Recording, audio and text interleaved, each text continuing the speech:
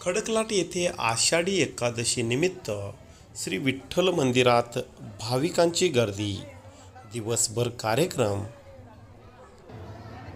शाळेच्या विद्यार्थ्यांच्याकडून दिंडीचे आयोजन, शाबू केळींचे वाटप। आषाढी एकादशी निमित्त खडकलाट येथील श्री विठ्ठल रुक्माई मंदिरामध्ये भाविकांनी प्रचंड गर्दी केली होती।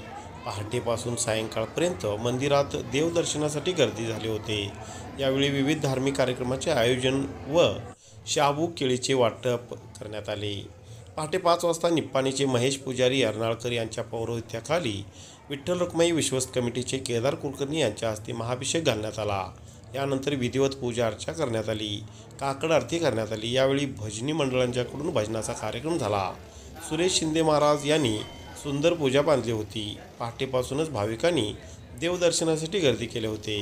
गेल्या 6 वर्षापासून येथील युवा उद्योजक राजेंद्र भडगावे व परिवार यांच्याकडून आषाढी एकादशी व कार्तिक एकादशी निमित्त शाबू केळी व राजगिऱ्याचे लाडू भाविकांना वाटप करण्यात येत असते।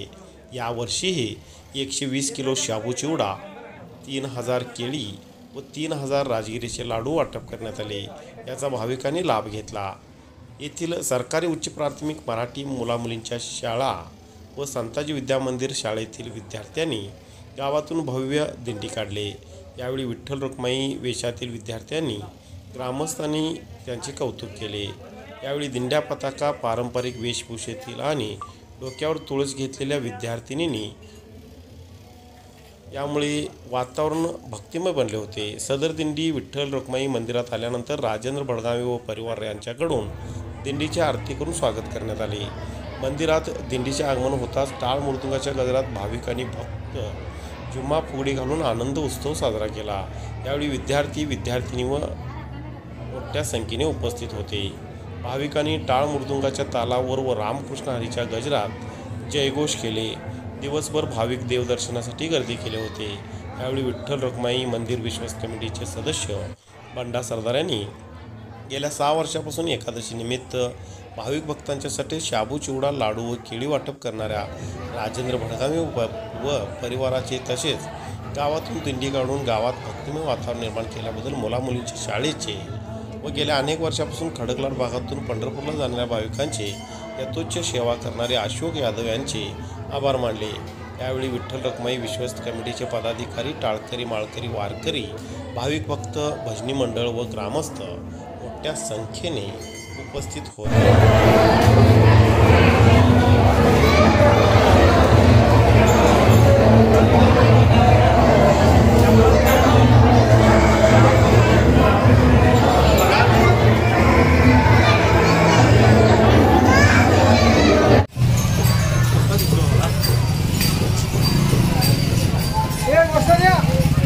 जय जय राम कृष्ण हरी।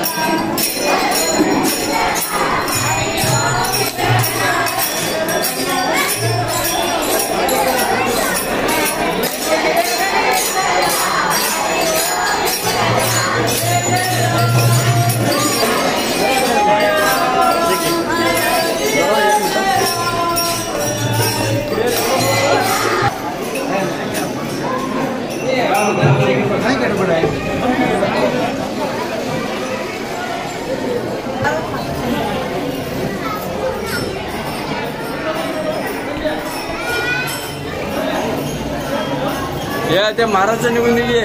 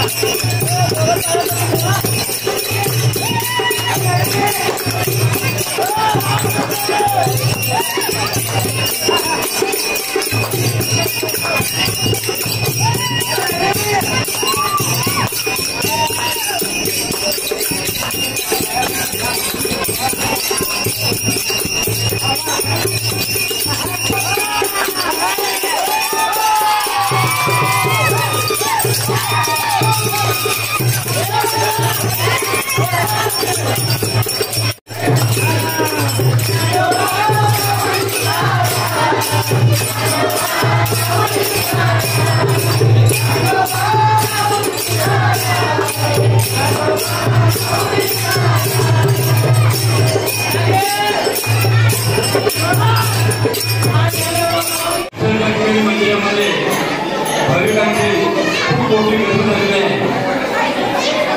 आजच्या या एकादशी निमित्त पहाटे 5:30 वाजता निपाणीचे पूर्वी महेश यन्नाळकर महाराज, त्याचप्रमाणे आमच्या देवस्थानचे प्रमुख केदार कुलकर्णी यांच्या हस्ते इथं अभिषेक झाला.